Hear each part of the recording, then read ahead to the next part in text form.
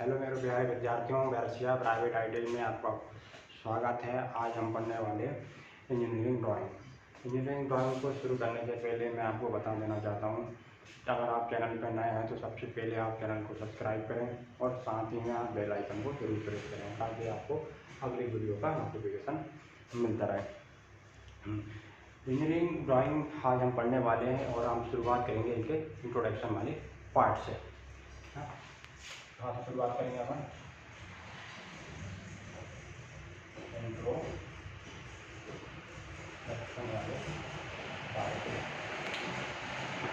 देखिए, अगर हम किसी व्यक्ति को अपने विचार समझाना चाहें या बताना चाहें तो हमें सबसे पहले एक चीज़ की आवश्यकता पड़ती है। वो क्या होती है? भाषा। हाँ, क्या होती है आपकी भाषा? इंग्लिश में बोलते तो लैंग्वेज। भाषा के माध्यम से ही हम सामने वाले व्यक्ति को अपने विचार बता पाते हैं। ठीक है, यदि आपके पास व्यक्ति पास में हो तो हम अपने विचार कैसे बता सकते हैं? मौखिक रूप से। कैसे बता सकते हैं? मौखिक रूप से।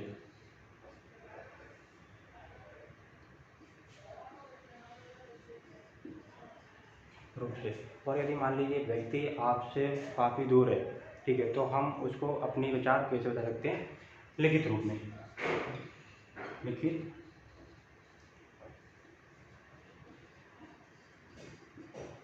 रूप से।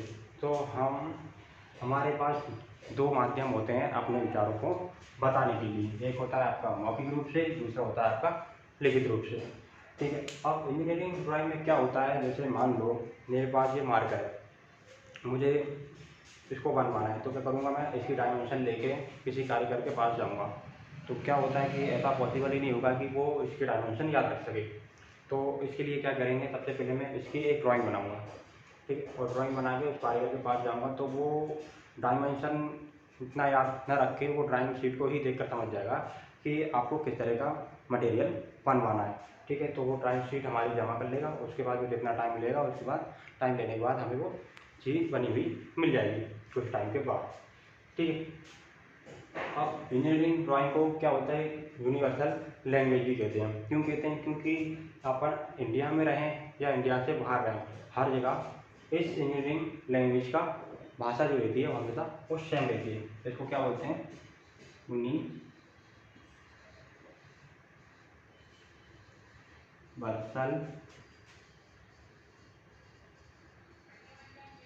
लैंग्वेज। हिंदी में इसको बोलते हैं सार्वभौमिक भाषा, है ना। अब जब भी आपको किसी मशीन का पार्ट बनवाना हो या किसी वस्तु का पार्ट बनवाना हो तो हम सबसे पहले क्या करेंगे? उस वस्तु का एक इंजीनियरिंग ड्राइंग तैयार करेंगे सबसे पहले, और जो चीज़ यहाँ पे बनती होगी वो ड्राइंग हम वहाँ पे सबमिट कर देंगे। और सबमिट करने के बाद वो कुछ टाइम के बाद हमको बनी हुई मिल जाएंगी। वो ड्राइंग के हिसाब से वो चीज़ आपको बनी हुई मिल जाएगी। ठीक है, इंजीनियरिंग जो भाषा रहती है उसे इंजीनियरों की भाषा भी कहते हैं, क्योंकि वो उसी के आधार पर ही अपनी ड्राइंग भाषा को लेते हैं। ठीक, क्या बोलते हैं इसको? इंजीनियरिंग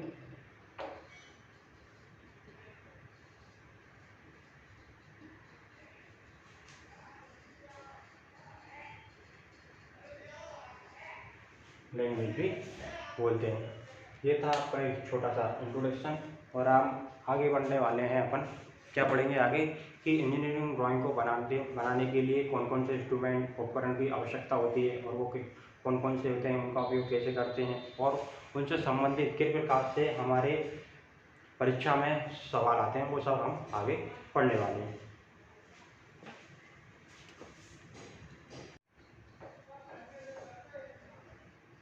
ड्राइंग इंस्ट्रूमेंट्स,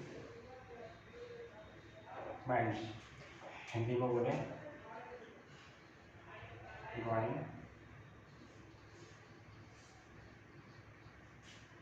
उपकरण या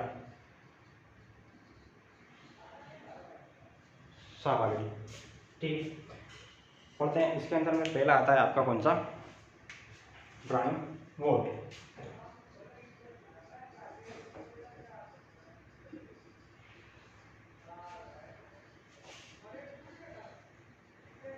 ड्राइंग बोर्ड क्या होता है, जिस पर शीट लगाई जाती है। अगला होता है आपका ड्राइंग शीट।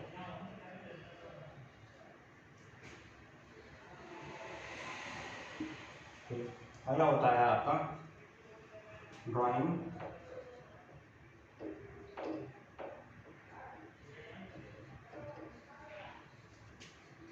पेन, या फिर आप क्लिप का भी यूज कर सकते हैं, या फिर आप टेप का भी यूज कर सकते हैं। क्या होता है, ड्राइंग शीट पे हम ड्राइंग बोर्ड जो रहता है उस पर हम ड्राइंग शीट लगाते हैं, तो ये पेन, क्लिप, टेप जो आता है लगा सकते हैं, ताकि वो ड्राइंग शीट न हिले। ठीक है, कुछ बेसिक चीज़ें होती हैं जैसे कि पेंसिल,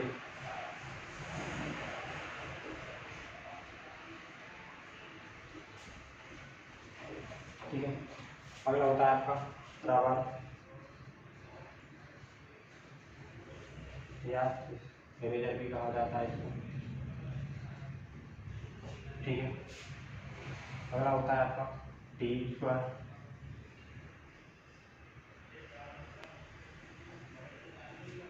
ठीक है।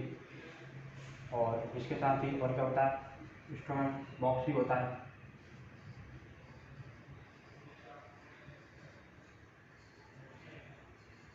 जिसमें आपके ड्राइव डिवाइडर वगैरह आता है। इसके बाद अगला होता है आपका प्रोट्रैक्टर,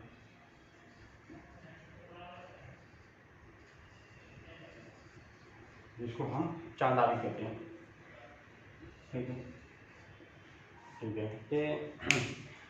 ये सब मटेरियल हमारे लिए यूज होते हैं ड्राइंग को बनाने के लिए। इसके अलावा और भी सारी चीज़ें होती हैं, हम इनको धीरे धीरे डिस्कस करेंगे। ठीक है, डिस्कस करने से पहले हम थोड़ा सा ये डिस्कस कर लेते हैं कि इन सब इंस्ट्रूमेंट पे ऑब्जेक्टिव टाइप के सवाल एग्जाम में पूछ लेते हैं, तो वो किस प्रकार से आते हैं। अगर नहीं पूछता तो भी हमको क्या एक बेसिक नॉलेज होना चाहिए। तो क्या पूछता है, जैसे कि ड्राइंग बोर्ड है, ड्राइंग बोर्ड किस लकड़ी का बना होता है, किस साइज का बना होता है, इसकी लंबाई, चौड़ाई और मोटाई कितनी होती है। इसके साथ ही ड्राइंग शीट के बारे में पूछ लेगा, ड्राइंग शीट की लंबाई चौड़ाई कितनी होती हैं, और इसके पदनाम क्या क्या होते हैं। आपको ड्राइंग शीट की लंबाई चौड़ाई दे देगा, पदनाम पूछता है, ठीक है। इसके बाद ही फिर क्या पूछ लेगा, पेंसिल कितने प्रकार की होती हैं, ठीक है। अपने ड्राइंग में क्या था, 18 प्रकार की पेंसिल होती है। इसके साथ ही फिर पूछ लेगा आपसे कि टी स्क्वायर कितने साइज का होता है, ये किस प्रकार का होता है, ठीक है। और ये सब पूछा जाता है, ठीक है। और हम आगे बढ़ते हैं और डिस्कस करते हैं एक एक करके कि ये सारी चीज़ क्या है, ठीक है। करेंगे सबसे पहले इस इंस्ट्रूमेंट की ड्राइंग शीट की, हम इसकी बात करेंगे, हम ड्राइंग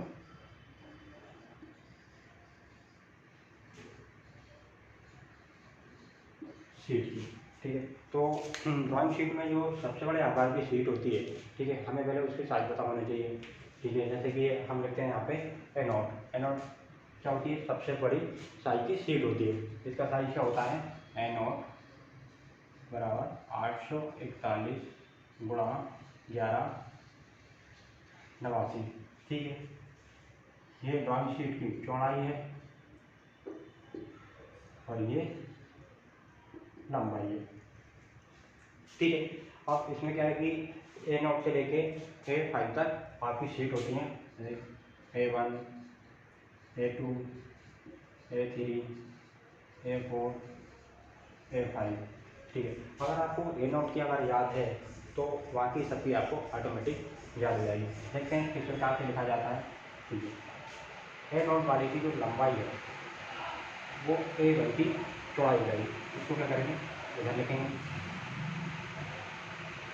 841 गुणा, तो जो A0 की जो चौड़ाई है उसको हम 2 से डिवाइड करके यहाँ लिख देंगे।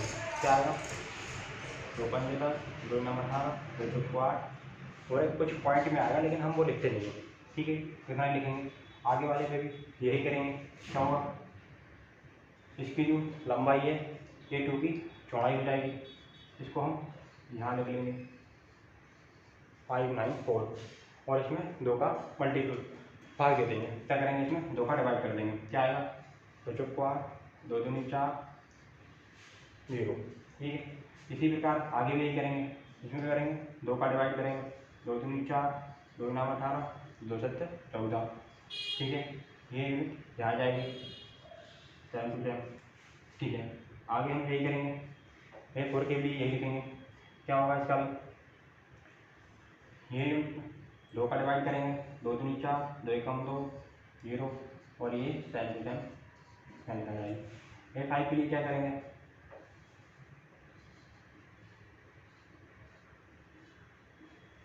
ये 5 के लिए करेंगे, इसमें 2 का डिवाइड करेंगे। क्या है, 2 एकम 2 2 चौको 8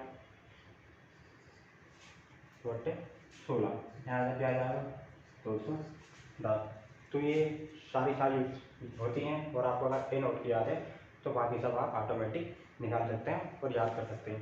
ठीक है, तो इसमें किस प्रकार से सवाल पूछे जाते हैं, इस प्रकार से सवाल पूछे जाते हैं कि बताइए सबसे बड़ी सीट होती है उसका आकार क्या होता है। तो आपको याद रखना है 841 गुणा 1189। ठीक है, या फिर वो ऐसे ही पूछ लेता है, बताइए कि जैसे कि ये लिखा हुआ है 297 गुणा 420, ये किस पद की सीट है, तो आपको बताना है ये A3 की सीट है। ठीक है, अब हम आगे बात करते हैं इनके रेशो की। ठीक है, इनका रेशो कितना होता है, जैसे मान लीजिए अगर हम ए नोट का लेते हैं, लंबाई चौड़ाई का रेशो होता है 1/√2। ठीक है, 1/√2। अगर हम इस चीज़ को देखें कि ये रेशो कितना होता है, अपन ए नोट का एक यूनिट लेते हैं। जैसे मान लीजिए,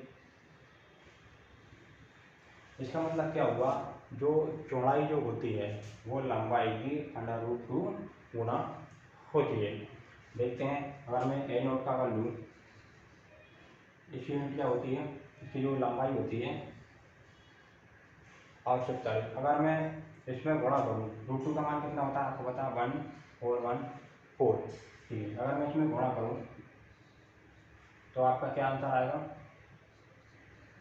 1185, जो कि लगभग चौड़ाई के लगभग बैठ रहा है। तो इस तरह से हम कह सकते हैं कि जो चौड़ाई जो होती है लंबाई की √2 गुना होती है। और वो इस क्वेश्चन में क्या रहता है, कभी कभी वो थोड़ा सा क्वेश्चन घुमा देता है, जैसे कि यहाँ पे √2 का मान न देकर वो क्या कर सकता है, इस तरह से भी दे सकता है। ठीक है, तो हम लोग ये यूनिट याद कर लेते हैं, लेकिन वो ऑप्शन में ऐसे भी दे सकता है ताकि आपको कन्फ्यूजन ना हो।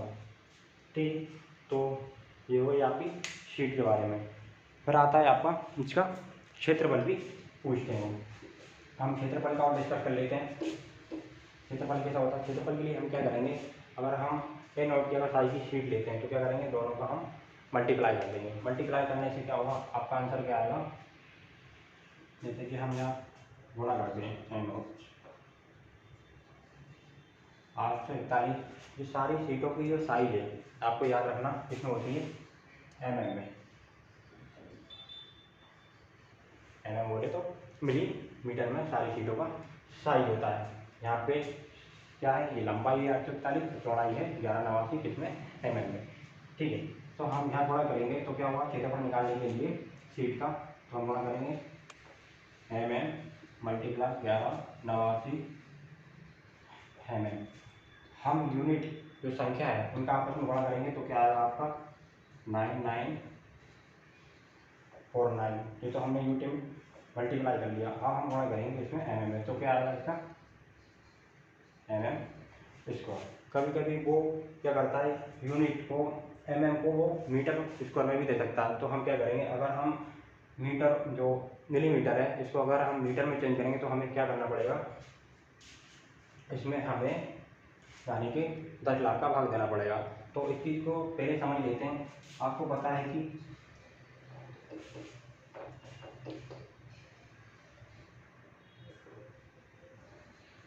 एक मीटर में कितने 1000 मिलीमीटर होते हैं, और हम इसको अगर कन्वर्ट करना चाहें 1 मिलीमीटर बराबर जो मीटर के बराबर करना चाहें तो क्या आएगा आपका आंसर 0.001। ठीक है, तो हम क्या करेंगे यहाँ पे, आपको पता है कि 1 मिलीमीटर में 0.001 मीटर होता है।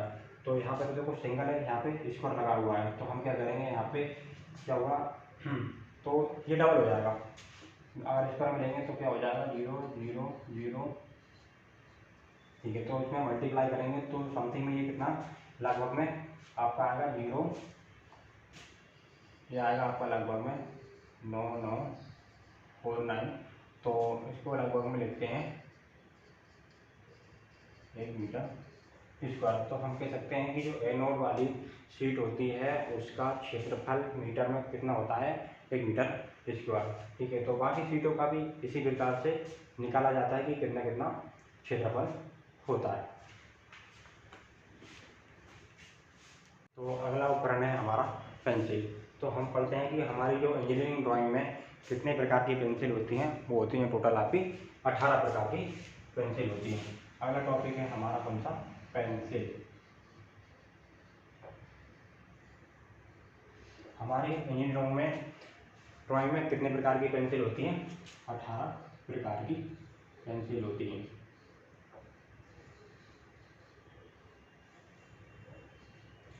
इन सारी पेंसिलों को 3 भागों में बांटा गया, 3 कैटेगरी में बांटा गया। ठीक है, पहला कौन सा है आपका, पहला आपका हार्ड पेंसिल, दूसरा आपका मीडियम, फिर तीसरा है आपका सॉफ्ट। सारी पढ़ते हैं अपन कौन कौन से। सबसे पहले आपकी पेंसिल आती है हार्ड।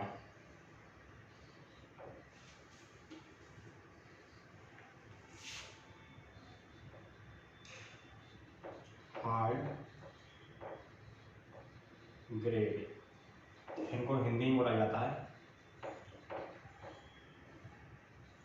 कठोर सैंड। दूसरा आता है आपका मीडियम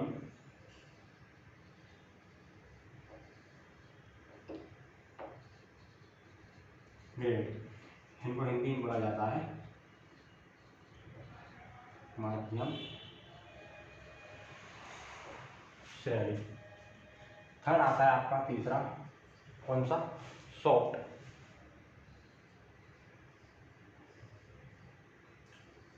सॉफ्ट ग्रेड, इनको हिंदी में बोला जाता है नरम श्रेणी। ठीक है, ये सारी तीन टाइप की पेंसिल होती हैं और अपन को पता है कि टोटल पेंसिल कितनी 18 होती हैं और इनको 6 के रूप में बांटा जाता है। इसमें आती हैं आपकी 6 पेंसिल, मीडियम में आती हैं आपकी 6 पेंसिल, सॉफ्ट में आती हैं आपकी 6 पेंसिल, सही थी 18, टोटल आपकी 18 पेंसिल होती हैं। ठीक है, तो हम एक एक करके डिस्कस करते हैं कि कौन सी सॉफ्ट होती है और इसमें अपन थोड़ा सा कर लेते हैं डिस्कस की क्वेश्चन आते हैं ऑब्जेक्टिव टाइप के। तो क्या पूछा जाता है कि बताइए सबसे हार्ड पेंसिल कौन सी होती है, तो आपको बताना है 9H। दूसरा पूछता है कि वो सबसे सॉफ्ट पेंसिल कौन सी होती है, तो आपको बताना है 7B। ठीक है, बाकी और पेंसिल कितने प्रकार की होती हैं, कौन कौन सी होती हैं, तो अपन एक एक करके डिस्कस करते हैं। ठीक है, सबसे पहले पढ़ते हैं हम क्या, hard grade pencil. Hard grade, कठोर श्रेणी। इसमें कौन कौन सी आती हैं, सबसे पहले हमने पहले पढ़ा था कि सबसे कठोर पेंसिल कौन सी होती है, 9H। यहाँ पे H का मतलब है हार्ड। ठीक है, तो हम 9H से घटते क्रम में चलेंगे कब तक, जब तक 6 पेंसिल ना हो जाए। ठीक, पहला है आपका 9H, फिर आता है आपका 8H, फिर आता है आपका 7H, फिर आता है आपका 6H, फिर आता है आपका 5H, फिर आता है आपका 4H। तो आपकी कितनी है टोटल 6 पेंसिल हो गई है, 1 2 3 4 5 6। ठीक है, ये सारी पेंसिल कौन सी होती हैं, आपकी कठोर श्रेणी की पेंसिल होती है। अगला पढ़ते हैं अपन कौन सा, मीडियम ग्रेड।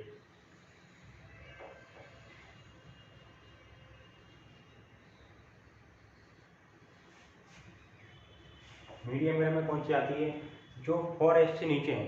ठीक है, अपन यहाँ से स्टार्ट करेंगे आती है आपकी 3H, और आती है आपकी 2H, और आती है आपकी H।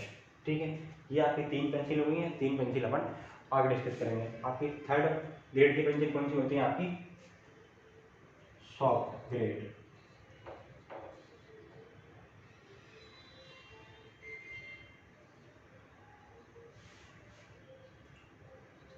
इसमें कौन कौन सी आती हैं? हमने थोड़ी देर पहले पढ़ा था कि सबसे नरम पेंसिल कौन सी होती है? आपकी 7B। तो अपन 7B।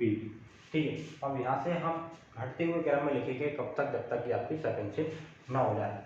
ठीक है, फिर आएगी आपकी 7B, फिर आएगी आपकी 5B, फिर आएगी आपकी 4B, फिर आएगी आपकी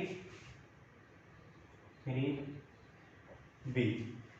ठीक है, और लास्ट है आपकी 2B। ठीक है, ये कितनी आपकी 6 पेंसिल हो गई आपकी। 1 2 3 4 5 6। ये सारी पेंसिल किस श्रेणी की है? नर्म श्रेणी की पेंसिल है। ठीक है, फिर आपकी बचती है बी, वो कहाँ आ जाएगी? वो आ जाएगी आपकी मीडियम वाले में। फिर आपकी अगली पेंसिल होती है कौन सी? HB। ठीक है, जहाँ पे HB का फुल फॉर्म है हार्ड बॉन्ड। ठीक है, HB का फुल फॉर्म है, और इसमें एक पेंसिल होती है H। ये सारी कौन कौन सी हैं? आपकी मीडियम ग्रेड की पेंसिल होती है। ठीक है, और परीक्षा में किस प्रकार के सवाल आते हैं? ऑब्जेक्टिव पूछ लेगा, बताइए कि HB जो पेंसिल है, HB जो पेंसिल है वो किस श्रेणी की पेंसिल है? तो आपको जवाब देना है मीडियम। फिर पूछ लेगा, बताइए यहाँ पे F जो पेंसिल है वो किस ग्रेड की पेंसिल है? तो आपको बताना है मीडियम। ये सारे पेंसिल आपको पता लग गया किस किस श्रेणी के, कौन सी कठोर है, कौन सी नरम है। ठीक है, मीडियम ग्रेड में भी 6 पेंसिल हो गई हैं। 1 2 3 4 5 6। ठीक है, तो हमने सारी पेंसिलों को अच्छे से डिस्कस कर लिया, कौन सी हार्ड है, कौन सी नरम है, और परीक्षा में किस प्रकार से सवाल पूछ सकता है। ठीक है, और आगे जब आप ड्राइंग बनाओगे तो कौन कौन सी पेंसिल कहाँ कहाँ यूज होगी वो अपन आगे डिस्कस करने वाले हैं।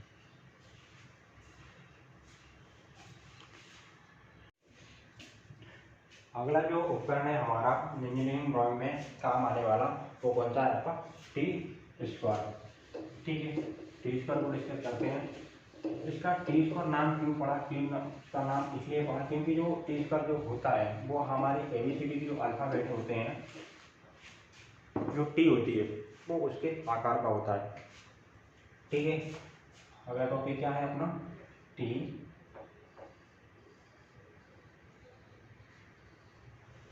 स्क्वायर। ठीक, अगर मैं इसका चित्र बनाना चाहूँ तो कैसा बनेगा?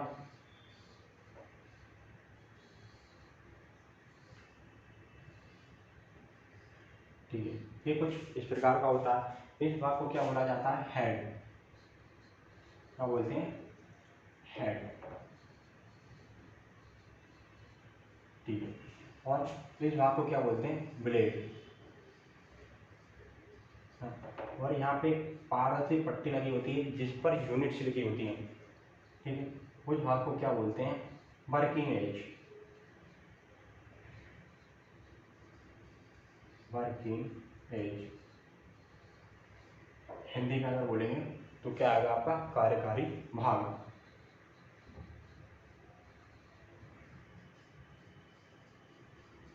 कार्यकारी भाग। ठीक है, अब इस टी स्क्वायर का क्या यूज होता है? टी स्क्वायर का क्या होता है उपयोग? ड्राइंग शीट पर क्षैतिज व समांतर रेखाएं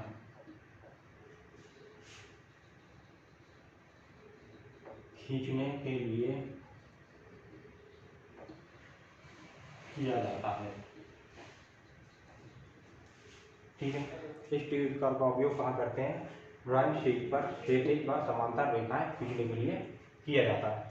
ठीक है, अब जो आपके दो पार्ट्स होते हैं, पहला होता है आपका हेड, दूसरा होता है आपका ब्लेड। ये दोनों कितने एंगल पर असेंबल होते हैं? तो आपको याद रखना है भी कितने पे होते हैं आपके 90 डिग्री पर असेंबल होते हैं, यानी कि जुड़े होते हैं। हेड और ब्लेड दोनों 90 डिग्री एंगल पर जुड़े होते हैं। ठीक है, अब ये भी अलग अलग साइज में होते हैं। पहला आता है आपका T0, फिर आता है आपका T1, फिर आता है आपका T2, T3, लास्ट है आपका T4। T0 में आपका कौन सा साइज है? साइज है आपका 1500 mm। T1 में आपका कौन सा है? 1000 mm। T2 में आपका कौन सा है? 750 mm। T3 में आपका आता है 500 mm और T4 में आता है आपका 350 mm। अब इसका मतलब क्या हुआ? इसका मतलब ये हुआ जो 1500 है ना, वो जो वर्किंग एज जो ब्लेड है, ये यहाँ से लेके यहाँ तक की टोटल दूरी होती है। टी स्क्वायर की जो साइज ली जाती है वो किसके आधार पे? वो ब्लेड के आधार पर ली जाती है कि ब्लेड कितनी लंबी है, तो वही लंबाई ही दर्शा रहा है। ठीक है, अगर टी नॉट की अगर लंबाई का अगर कोई ब्लेड, सॉरी ये टी स्क्वायर है तो उसकी लंबाई कितनी होगी? 1500 होगी। अगर वो T1 की है तो 1000 होगी। तो वो इसकी ब्लेड की लंबाई है। ठीक है, तो ये सारी यूनिट परीक्षा में आपसे पूछी जाती हैं, आपको याद होनी चाहिए। इसमें होती हैं आपकी ये सारी यूनिट्स mm में होती हैं, इसकी जो होती है ब्लेड की लंबाई होती है। ठीक है, ब्लेड की लंबाई के आधार पर ही टी स्क्वायर का साइज लिया जाता है। ठीक है, तो दोस्तों आज के लिए इतना ही। अगली वीडियो में हम पढ़ेंगे बाकी जो इंस्ट्रूमेंट रह गए। घर रहिए, स्वस्थ रहिए, धन्यवाद।